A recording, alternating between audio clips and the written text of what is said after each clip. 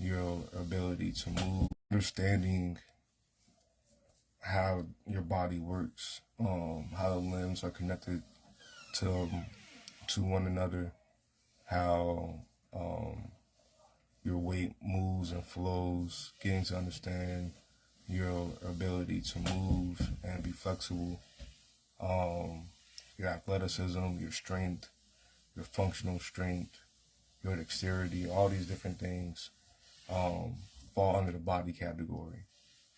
What are your strengths? What are your weaknesses? And finding out either or, you know where to begin.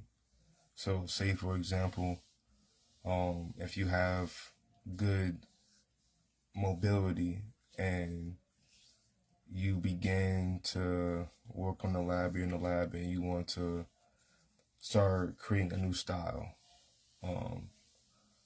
it'll probably be best to figure out how can you move comfortably and how can you move uncomfortably. Figuring out that, you can begin to work from there. So say if you're somewhere and you're comfortable moving, you can begin there and to continue to add on to that. But if you want to find somewhere where you're more weaker at, you can begin there. If you're ever having a rut and you don't know where to begin the lab or how to begin having a certain level of attention in the lab, it's always good to start figuring out what your strengths and weaknesses as far as body functionality and body movement and mobility goes. To enhance any facet of this, you have to train. All right. No matter what style you do, no matter how you want to do the style, if you actually want to get better and you don't feel you're creative enough, or if you don't feel you don't have much inspiration to pull from, or you don't have as many ideas or concepts to use to create things or whatever, it'd be best off of just simply training physically, doing the stretches, finding the different plyometric drills for explosiveness, doing different strength conditioning drills, figuring out how your body does what it does. The more you learn about your body, traversal planes, where you're like the nerve muscular system that actually causes your body to be able to perform how it performs. Like there's so many different things that coincide the body itself that if you simply just learn more about it, it will automatically enhance your level up and open up different realms and dimensions that you potentially wouldn't have explored if you didn't have, if you never came across information. So starting off with the body, it's better off to learn as much as you can about the body itself, then learn as much as you can about your body, and then know how it began to increase or develop or whatever the case may be. Next is effort. Oftentimes periods, especially in competition, we count effort very, very high on the scale of what causes somebody to be skillful or not skillful.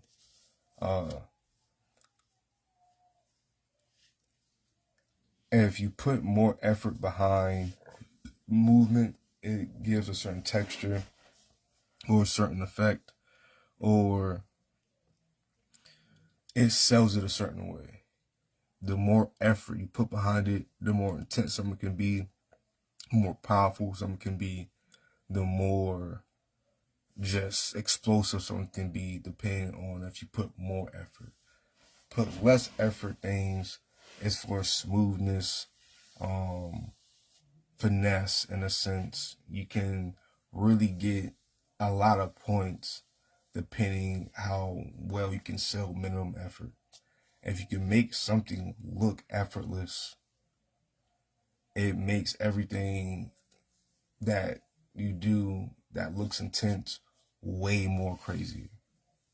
So finding out how effort coincides with you as an artist, as a battler, as a performer, as whomever you do, figuring out ways to leverage effort can take your style to the complete next level to take your skill level to complete the next level.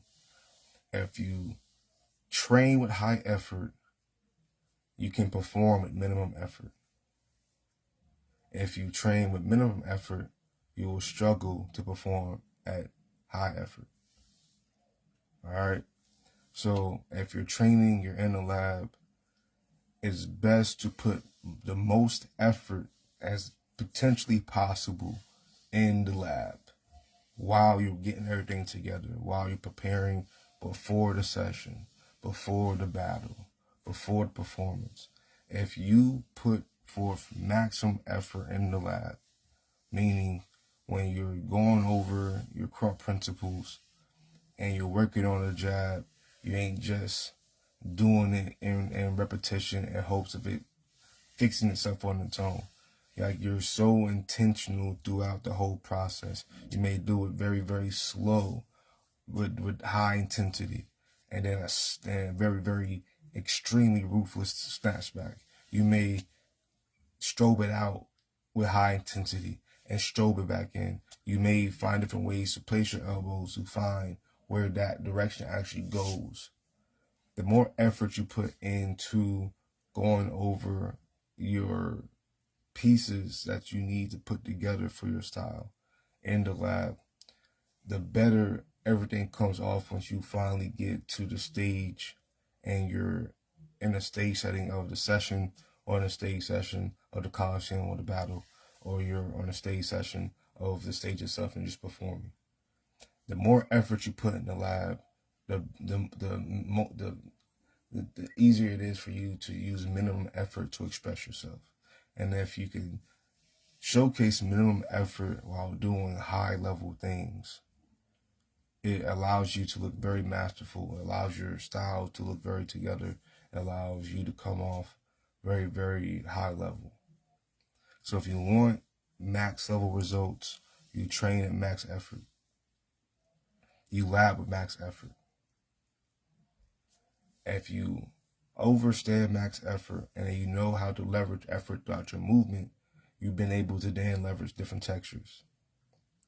So now we're putting, when you put body and effort together, you get textures. Okay?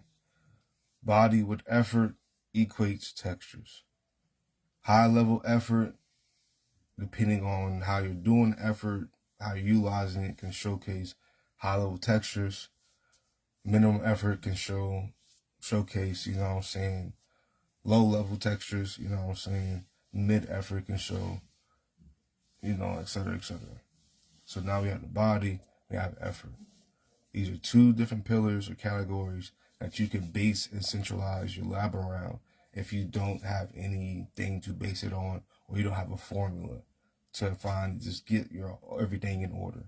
Sometimes we just need some type of system or some type of check system or checking point to be able to know what we're covering while we're in the lab, so we aren't just aimlessly searching and writing down equations and formulas that we have no idea to what thesis they go to. Because oftentimes periods as krumpers, we learn backwards, or we developed our final style from the finish end, not knowing how the fuck we got there. Then we have to go back, learn all the terms, learn all the definitions, learn all these other ways and these basic foundations to then know why our style is the way our style is. So, beginning with knowing your body and then exploring and leveraging effort in the process of it, and knowing what's needed, what's not needed, how things can be used, what's negative, positive, neutral within the process. It can really open up and expand what you already know as a texture. So if you want to explore texture, a way to explore it is finding different levels of effort to align with your body. Now we're going to go into shapes. Okay, shapes is what your body becomes or morphs into. It's not just restricted to limbs. It's a full body situation. Different shapes encompass different energies, which then is received a certain way. If if you know what shapes do what, or what shapes represent what, or what things can be, you can leverage those differently. So say if you want to leverage a triangle shape and you understand the different ways of Trinity being important or being practical or being productive, or you understand how that balance of three is a complete thing of the masculine and the feminine, and the child as that is created from such energies, and etc., and you encompass that, you now know that now with you're in this triangle shape within your frame, whatever you're doing, it can come off with more intention, more reason, and more purpose. Sometimes just seeking to encompass a shape doesn't always help you sell what you're expressing.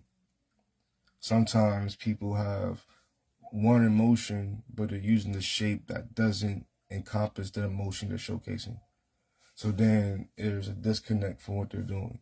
So when encompassing different shapes and leveraging shapes or exploring shapes, take time period to look up shapes, study, learn about these different things, this verbiage. I may have, if you check the description, I have things here defined for you, but take it upon yourself to also look into these things as well. If you know shapes is a pyramid, okay, cool. What do pyramids reflect in society?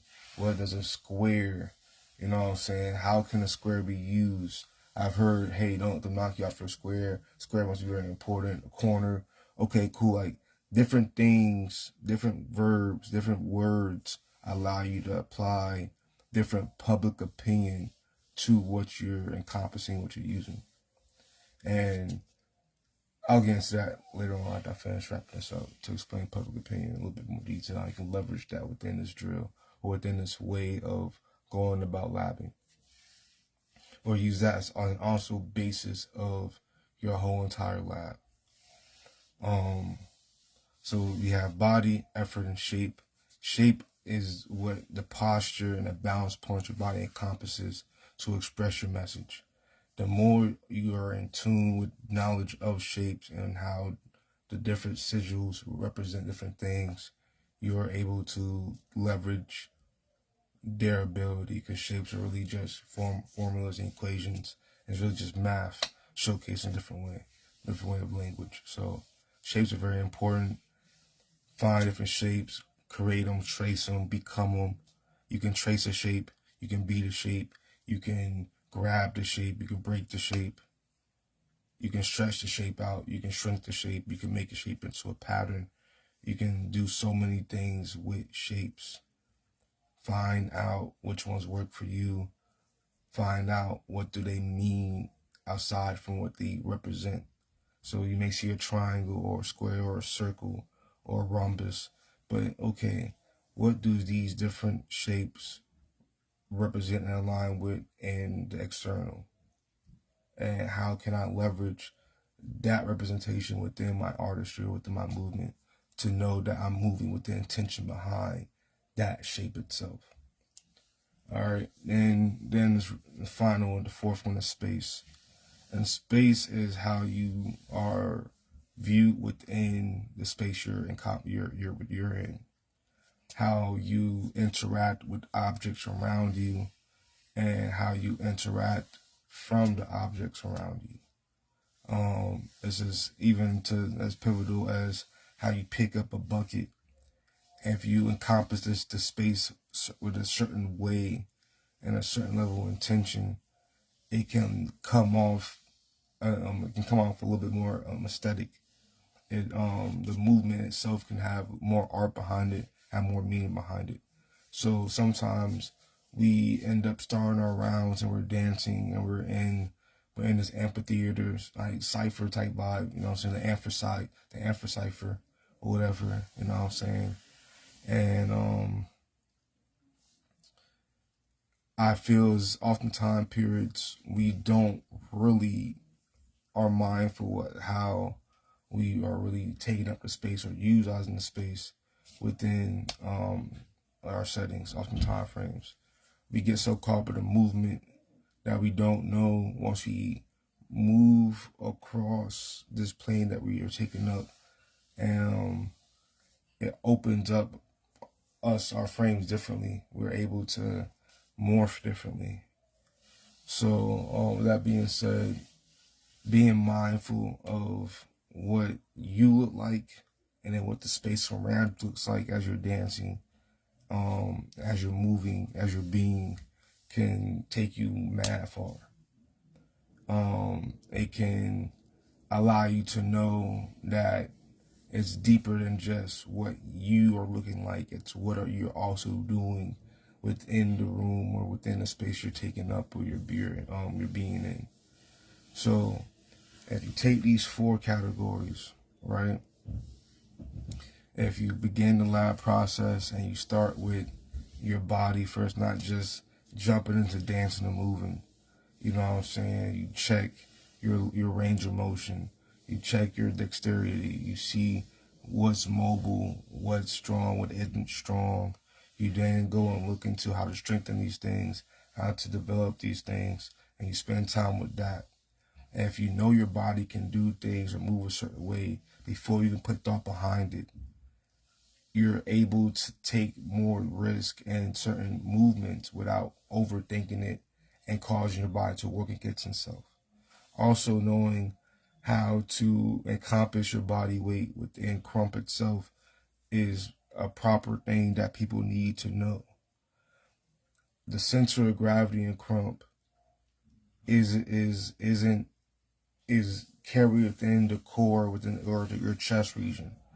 So if you know that that's where everything is at, maybe carrying your weight here and moving that first and allowing your lower half to carry your body is a better way to approach your exploring your movement than trying to travel and move with your arms. Dig what I'm saying?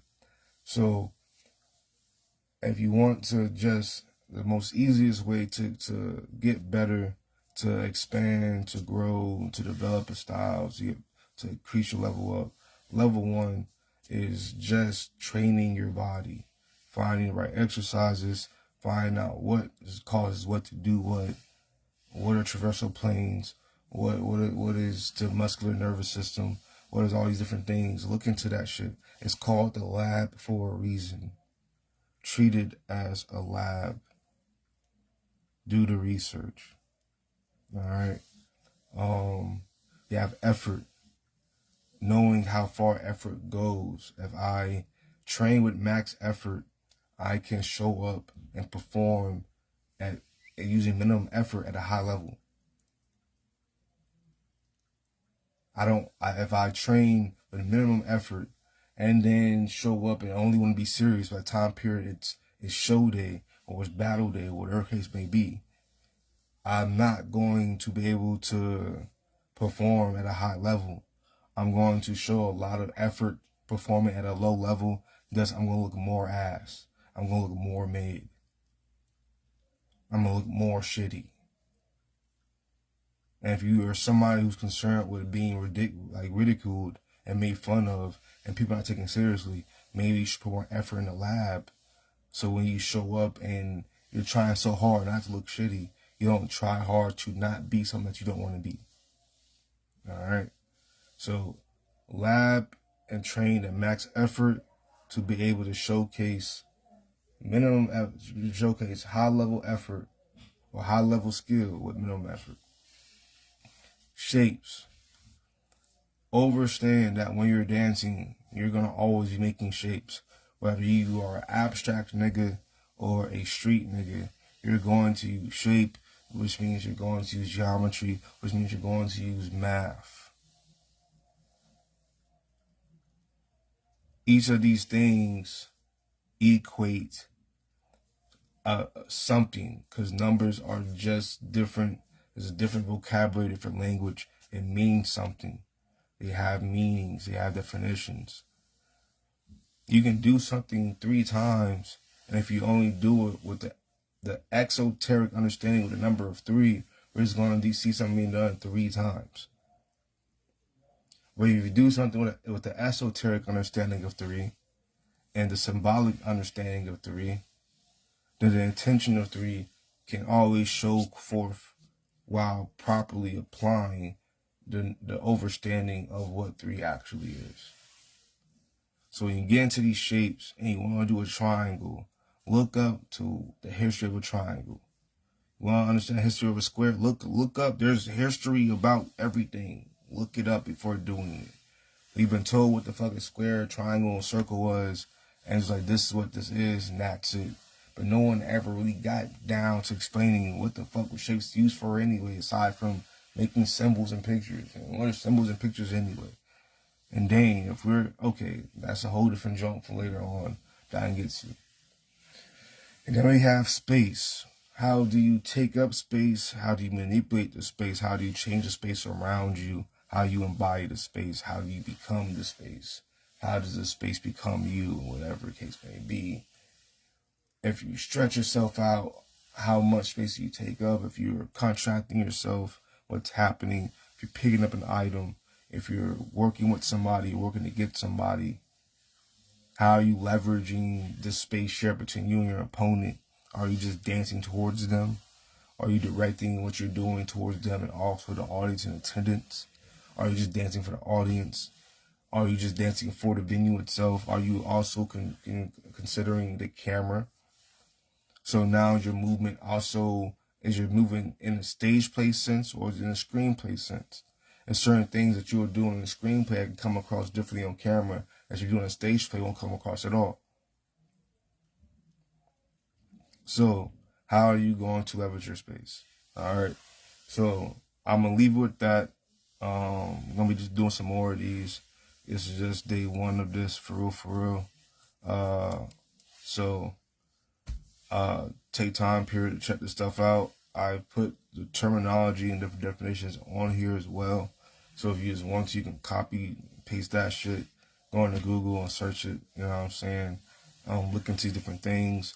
I'll be going over more of these things as time comes, but this is just something I'm going to begin to share with you guys because I've been seeing a lot of the homies speaking about either not having motivation, not knowing where to begin, and all different things that come against them while trying to create their own style, whatever dance they're doing. And I just have some things that have helped me over time, so I'm just giving that to y'all. Other than that, y'all be easy, take y'all time, talk to y'all later.